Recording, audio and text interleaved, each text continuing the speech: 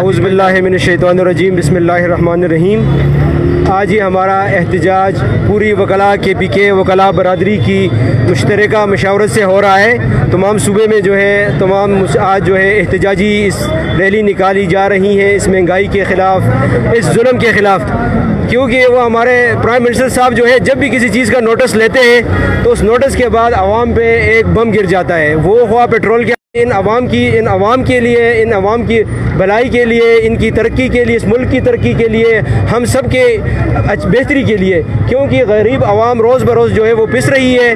रोज़मर्रा के ख़र्चे जो हैं वो उनके लिए चलाना मुश्किल हो गए हैं। दालें, चीनी, सब्ज़ी, हर चीज़ जो है इस हद तक पहुंच चुकी है कि एक आम आदमी अब उसको नहीं ख़रीद सकता है। तो इसी हवाले से तमाम KPK में तमाम वकला ने आज रैली निकाली है। हमने यहाँ होगी बार ने भी इसी सिलसिले में आज एक रैली निकाली है यहाँ पे।